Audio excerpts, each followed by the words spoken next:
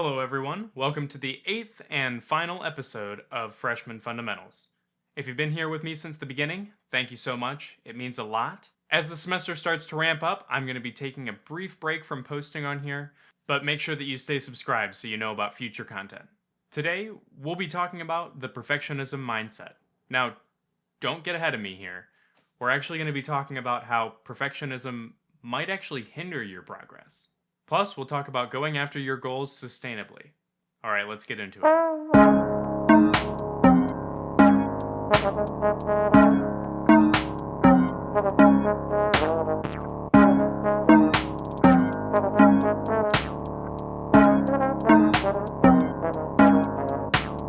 No matter the level that you're at as a musician, but especially right at the beginning, the workload thrust upon you is a lot. And all of it is kind of mandatory.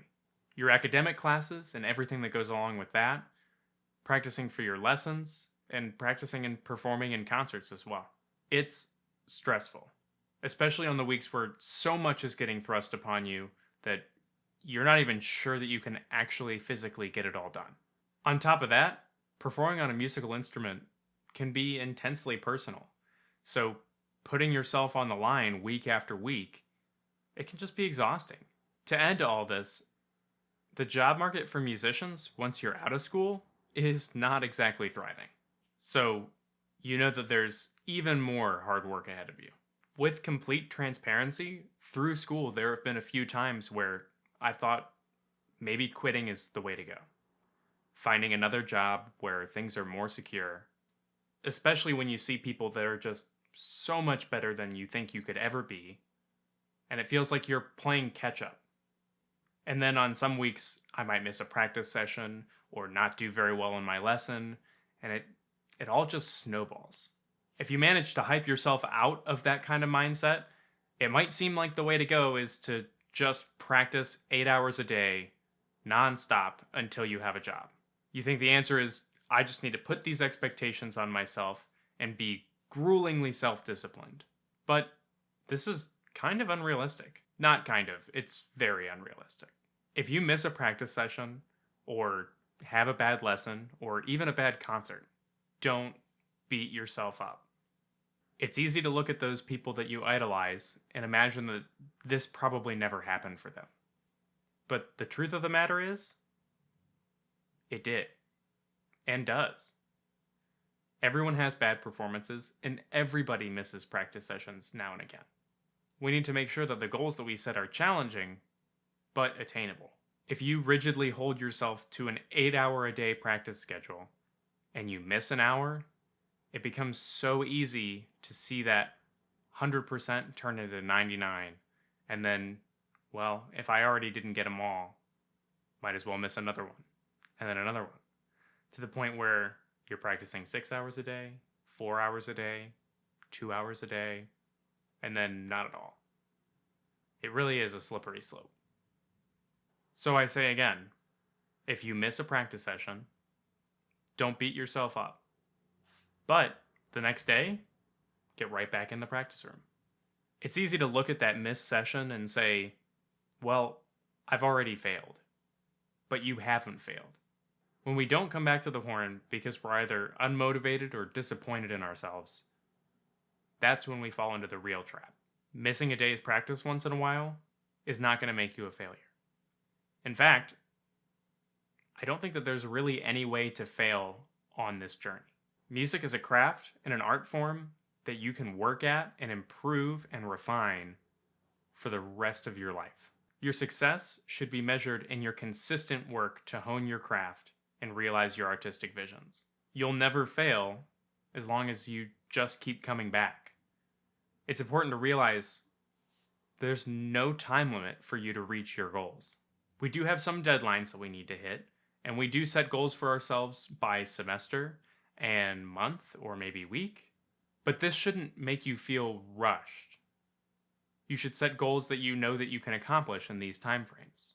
There are an infinite amount of things that you can add to your playing over time. So, every time that you're trying to work one of these things into your playing, give it the time that it needs.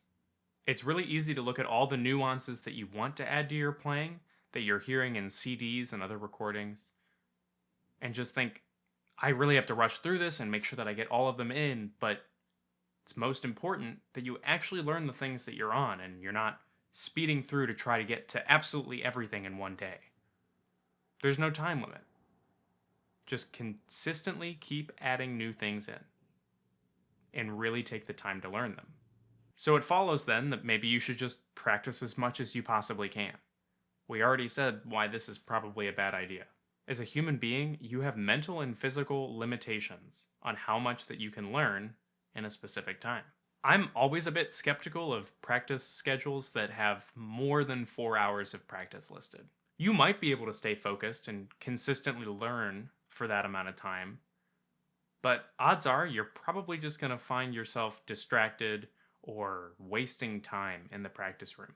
We want our time in the practice room to be efficient, and we want to build good habits while we're in there. Of course, practicing this much doesn't always lead to inefficiency, but it really does run that risk. I'm coming at this from my perspective. I know for me, if I was trying to practice 5 or 6 hours a day, there's just no way that I'd be able to sustain that for very long. I practice for around 3 hours a day. I divide it up into different lengths of time throughout the day, depending on what I need to work on, but I know that it's an amount of time that I can consistently come back to day after day for very long periods of time. Consistency is the important thing here. That's where most of our growth is going to happen. If you practice for 2 hours a day for 20 days in a row, you're going to get way more out of that than taking the same 40 hours and doing it right in a row over a weekend. We should try and get in as much practice as possible, but as much practice as we can sustain and stay focused in. Find a schedule that you can do day in and day out. So if you've made your schedule and you find it's really hard to stick to it, don't be afraid to scrap it and try something new. Maybe this is too much practice for you right now. Maybe you're just finding it hard to stay focused and effective the whole time, or you're losing motivation because you kind of feel like you're always in a practice room. Or maybe the schedule has been working for months and you just are kind of getting tired of doing the same thing every day. Keep experimenting with it until you find what's really going to work best for you. It took me 4 years to find a practice schedule that I feel like I can really commit to for as long as I can. And I'm sure it's not perfect yet. Just a little aside here, sometimes you're not going to have the motivation to go practice. And sometimes you're going to have to just kind of force yourself to go and do it. This shouldn't be a majority of the time, but there are definitely going to be days where you really just don't want to do it. But on those days, you should remember this.